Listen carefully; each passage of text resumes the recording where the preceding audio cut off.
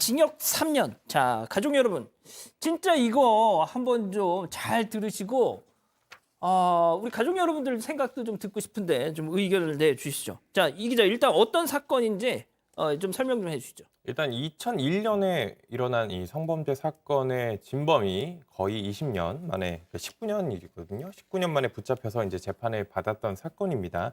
2001년에 이제 한 지역에서 발생을 했는데 일면식도 없던 여성의 집에 침입해서 피해자의 목에 이제 젓가락을 들이대면서 흉기인 것처럼 젓가락에 목을 들이면서 성범죄를 저질렀습니다. 하지만 당시 이제 수사기관에서 범인을 잡지 못해서 이 장기간 미제로 남았는데요. 그 이후에 지난해 6월에 유전자 정보 대조를 통해서 한 40대 남성이 범인이라는 사실이 밝혀졌습니다. 자, 이게 19년 만에 그렇죠. 장기 미제 사건이었던 것이 19년 만에 범인이 잡힌 겁니다. 네.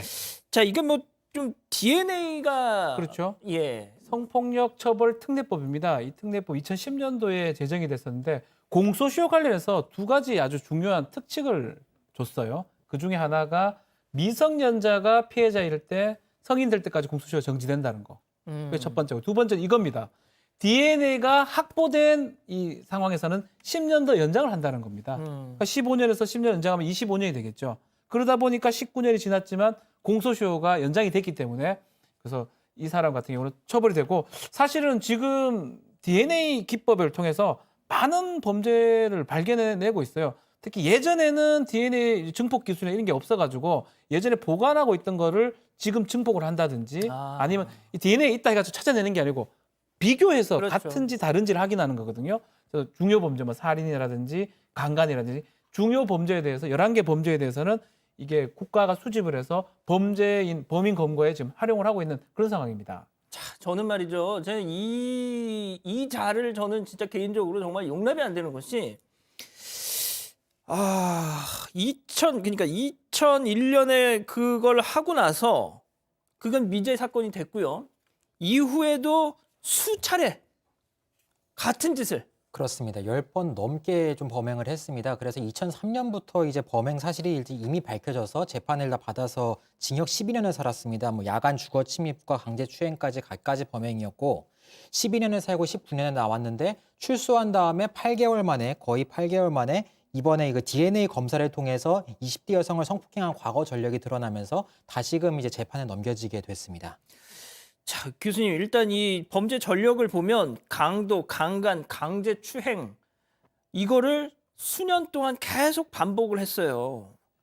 근데 이게 왜 이제서야 이게 처음 벌인 이 범죄가 이제서야 이게 확인됐을까요? 아마 이제 시청자분들께서도 아니 저 사람이 저렇게 많이 범죄를 저질렀는데 왜 그 옛날 게 지금 나왔냐 이렇게 이제 생각을 하실 수 있는데 제가 이제 설명을 드리면 이 사람이 여러 건을 저질렀단 말이에요. 그 중에서 하나를 적발돼 가지고 검거가 된 상태에서 수사를 받고 있는데 나머지 경찰들은 이것이 서로가 이제 공유되지 않는 상태에서 이미 들어와 있는 사람을 바깥에서 추적을 하니까 없는 거예요. 그래서 이제 이 범죄자들이 하는 수법들 중에서 아주 뭐 살인 사건이나 큰 걸 하고 난 뒤에 작은 사건으로 해가지고 본인 스스로가 검거되기 쉽게 해서 들어가는 그런 경우도 있어요.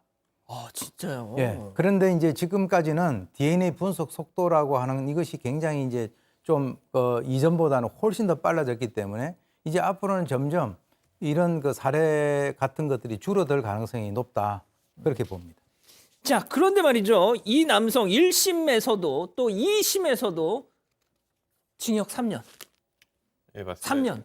지난해 11월에 1심이 선고가 내려졌는데 주거침입, 강간 등의 혐의로 기소된 이 남성에게 징역 3년, 그리고 정보공개 5년, 그리고 아동청소년 관련 기관과 장애인 복지시설에 취업 제한 3년을 선고했습니다.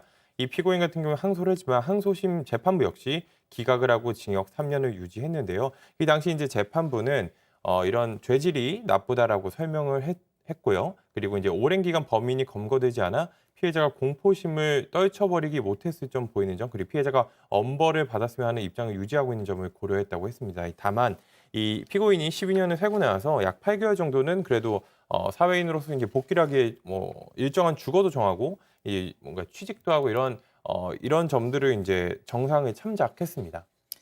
자, 제가 이 사형수들에 대한 그런 연구를 좀 한 적이 있었는데 과거 권위주의 정권 시절에는 연쇄 강간범들도 사형이 집행된 적이 있었습니다. 뭐 그렇다고요. 아무튼 자 그런데 변호사님 이 네. 징역 3년형을 받고 형이 무겁다 그래서 항소를 했는데 역시 3년 그냥 그렇게 됐어요. 네. 자 그런데 기사에 달린 댓글 보면 자 19년 만약 제가 뭐 이 피해자분 그러니까 2001년 벌어졌던 이 범행의 피해자분은 아마 19년 만에 진범을 잡았다는 소식을 어떻게든 전해 들었을 거 아닙니까? 그렇죠. 그분은 정말 저는 상상이 안 가요. 그분의 예. 주거 침입 강간죄 3년이 약합니다. 지금 기준으로 봤을 때는 뭐 더 큰 형이 나왔어야 되는데 3년이 나온 이유가 한 가지 있습니다. 우리 형법에 보면 판결이 확정된 죄하고 확정되지 않은 죄, 그러니까 형을 다 살았는데 그 이전에 범죄를 저질렀던 게 밝혀졌을 때는 이게 고려를 해서 형을 정하라고 돼 있어요. 이게 형법 39조에 이런 조항이 있는데 이 경우는 만약에 같이 했을 때는 이 고려를 좀 하면 면제나 감경이 가능하다. 요 조항이 적용이 됐기 때문에 3년이 된 겁니다. 이미 이 사람 2008년 2월 달에 다시 강간 상해 이걸로 징역 12년을 살았거든요. 이거가 합쳐서 이때 두 가지를 같이 만약 형을 정했을 때 한 15년 정도 나왔을 것이다라고 판단한 겁니다. 그래서 두 개를 같이 봤을 때는 15년이면 3년 정도 맞지 않나라고 본 거고요. 만약에 주거침입 강간 하나만 떼서 본다면 이게 이런 39조가 적용이 안 된다면 더 큰 형이 나왔을 가능성이 높다고 봐야 되겠죠. 아니, 그러니까 이제 이 뭐 변호사님이 더 잘 아시겠지만 우리 지금 법감정이라는 게 그렇지 않습니까? 그러니까 무슨 수학 공식 풀듯이 15년에서 이미 12년을 살았으니까 그래 남은 3년 그래 너 3년 이게 좀 그렇잖아요, 진짜. 네, 예? 뭐 좀 아쉬운 부분도 뭐 있죠. 저도 마찬가지로 과연 그렇게 하는 게 맞냐 싶은데 또 이 형법의 체계를 또 따라야 되기 때문에 확정된 범죄랑 확정되지 않은 범죄 같이 재판했을 때 아니면 따로 재판했을 때 이것들을 고려했을 때 그래서 1심, 2심 공이 3년이라고 한 거고 징역 3년을 선고를 하면서 이게 죄질이 약하다 이렇게 본 건 아닙니다. 죄질은 상당히 나쁘다고 본 거고요. 19년이 지났지만 그래도 처벌할 필요는 있다라고 본 겁니다. 3년 이유 중에 많이 시간이 좀 지났던 부분도 아마 고려가 됐던 것 같습니다. 어쨌든 간에 이미 이 형을 집행을 했다라는 것들 그걸 고려가 돼가지고 3년이 된 거고요. 또 이거 외에도 신상정보 3년 정보 이 지나고 나서 5년 정도 공개하고 고지까지 된다는 이 부분까지 뭐 법원에서는 확인을 해줬습니다. 자, 교수님. 그런데 말이죠. 이 남성, 이 40대 전자발찌를 안 찬다. 지금 저희가 소개해드렸잖아요. 10몇 건의 이런 강간, 뭐 강제추행. 제가 봤을 때는 이 사람은 환자예요. 근데 전자발찌를 안 찬다? 지금 이제 징역 3년은 뭐 좀 전에 이제 박 변호사님 설명하시는 거 가지고 이제 저희들이 뭐 시청자들이 이제 이해를 하셨을 텐데 현실적으로 일반 국민들 같은 경우는 전자발찌를 채우지 않는 데 대해서는 상당히 우려를 할 겁니다. 방금 말씀하신 대로. 근데 이제 1심 재판부에서는 피고인에 대한 전자장치 부착 청구를 기각을 했습니다. 그 이유로 두 가지를 들었는데 위치 추적 전자장치 선행 부착 명령, 즉 그 준수를 갖다가 이미 위반 없이 집행 종료한 그 경력이 있다.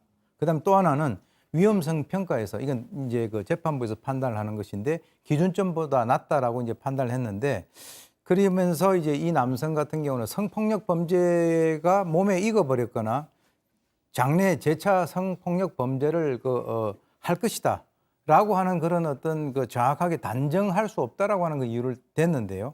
글쎄요, 만약에 이 사람이 나와가지고 전자발찌 차지 않은 상태에서 재범을 하면 누가 책임을 지느냐라고 하는 그런 의문점은 있습니다. 그러니까 말입니다. 그러니까 제가 이렇게 사건 반장을 하면서 모르겠습니다. 서초동에서 판사님들이 뭐 쉬시다가 이 사건 반장을 보실지는 모르겠는데 항상 이 재판 이 결과에 대해서 이거는 좀 참 동의하기가 어렵다. 이런 부분들이 참 적지 않다는 그런 말씀도 좀 드려봅니다. 자, 오늘 법 이렇게 마무리하고요.